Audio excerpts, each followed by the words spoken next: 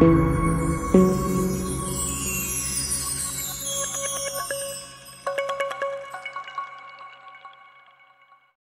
ہیں کہ کسی گاؤں میں انو نامی ایک شخص رہتا تھا۔ وہ بہت محنتی تھا مگر قسمت اس کا ساتھ نہیں دے رہی تھی، جس کی وجہ سے اس کے گھر میں نوبت فاقوں تک پہنچ چکی تھی۔ ایک دن اس نے اپنی بیوی سے کہا کہ اگر ہم یہیں رہ کر کام کرتے رہے اور حالات بدلنے کا انتظار کرتے رہے تو شاید وہ دن بہت دیر سے آئے۔ کیوں نہ ہم کہیں اور جا کر اپنی قسمت آزمائیں۔ اس کی بیوی بھی اس سے کم نہیں تھی۔ اس نے کہا تم ٹھیک کہتے ہو، اس گاؤں میں رہے تو غربت ہی رہے گی، مگر میرا یہ خیال ہے کہ ہم دونوں کا اکٹھے جانا شاید زیادہ اچھا نہ ہو۔ پہلے تم اکیلے جاؤ اور کچھ کوشش کرو، اس دوران میں یہاں پر ہی محنت مزدوری سے کچھ کمانے کی کوشش کروں گی۔ انہوں نے اپنی بیوی کو اپنے ساتھ چلنے کے لیے بڑا زور لگایا مگر وہ نہ مانی، تو انہوں نے بھی ضد چھوڑ دی اور اکیلے ہی جانے کی تیاری کرنے لگا۔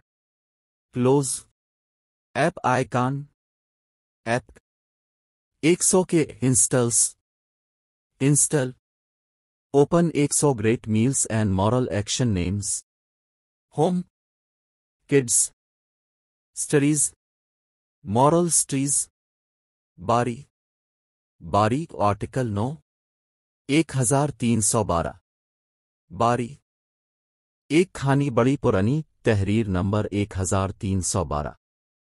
کہتے ہیں کہ کسی گاؤں میں انو نامی ایک شخص رہتا تھا۔ وہ بہت محنتی تھا مگر قسمت اس کا ساتھ نہیں دے رہی تھی، جس کی وجہ سے اس کے گھر میں نوبت فاقوں تک پہنچ چکی تھی۔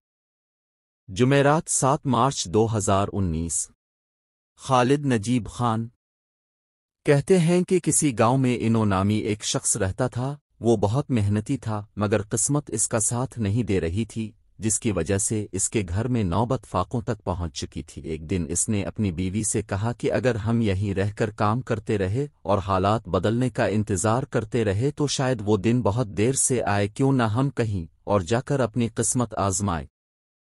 اس کی بیوی بھی اس سے کم نہیں تھی۔ اس نے کہا تم ٹھیک کہتے ہو، اس گاؤں میں رہے تو غربت ہی رہے گی، مگر میرا یہ خیال ہے کہ ہم دونوں کا اکٹھے جانا شاید زیادہ اچھا نہ ہو۔ پہلے تم اکیلے جاؤ اور کچھ کوشش کرو، اس دوران میں یہاں پر ہی محنت مزدوری سے کچھ کمانے کی کوشش کروں گی۔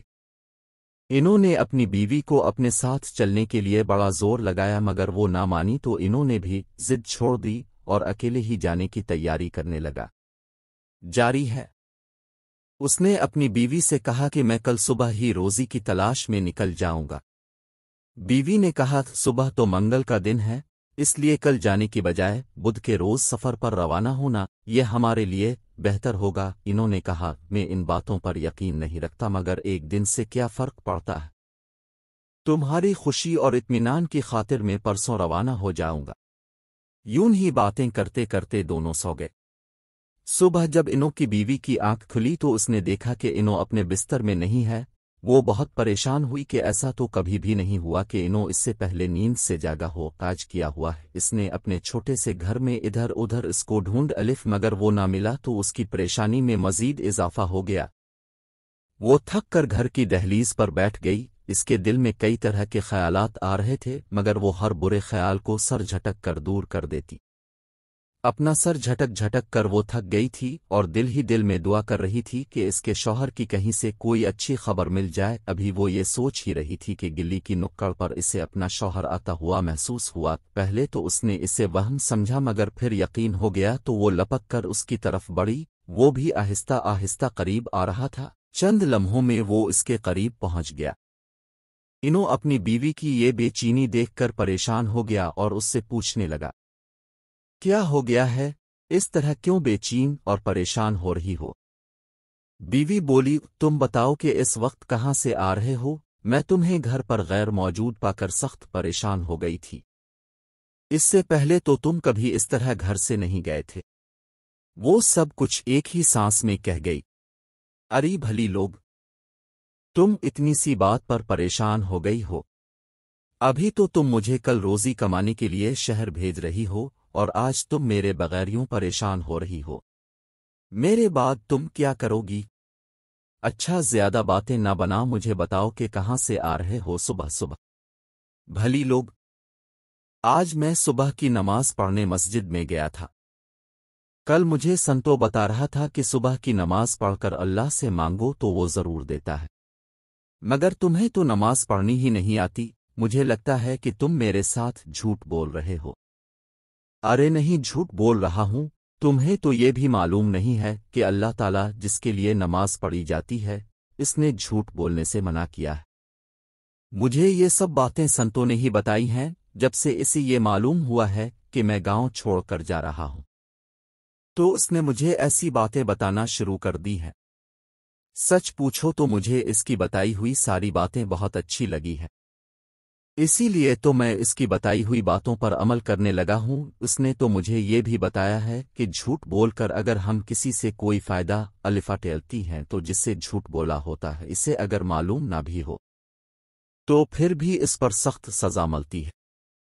یہ کیا بات ہوئی؟ جب ہم نے کسی سے کوئی فائدہ الفاٹے لیا اور اس کو علم بھی نہ ہو تو پھر سزا کیسے اور کون دے گا؟ انوں کی بیوی نے اپنی طرف سے بڑا فلسفہ جھاڑتے ہوئے کہا۔ ہاں، میں نے بھی اس سے یہی سوال پوچھا تھا۔ اس نے کہا، سزا دینے والا اللہ ہے جس نے ہمیں پیدا کیا ہے، اور وہی اللہ ہمیں موت بھی دیتا ہے، وہی ہمیں رزق بھی دیتا ہے۔ اسی کا یہ حکم ہے کہ سب لوگ بری حرکتوں سے بچ کر رہو۔ اگر ہم تمام بری حرکتوں سے بچ کر زندگی گزریں اور اسی حال میں ہماری موت آ جائے تو ہم جنت میں چلے جائیں گے، جہاں ہمیں بے شمار سہولتیں اور نعمتیں ملیں گی، اور یہ سب نعمتیں ایسی ہوں گی کہ جیتے جی ان کا تصور بھی نہیں کیا جا سکتا۔ تم جو یہ باتیں کر رہے ہو اگر سچ میں ایسے ہی ہیں تو مجھے اور بھی باتیں بتاؤ۔ اری بھلی لوگ، کیا یہ ساری باتیں یہیں سڑک پر ہی تمہیں بتا دوں؟ ابھی گھر چلو، آرام سے بتاؤ نون غوننا گا۔ مگر سب سے پہلے تو گھر چل کر تم بھی نماز پڑھو۔ مگر مجھے تو نماز پڑھنا نہیں آتی۔ کوئی بات نہیں، مجھے بھی نہیں آتی تھی مگر میں نے بھی پڑھ لی ہے۔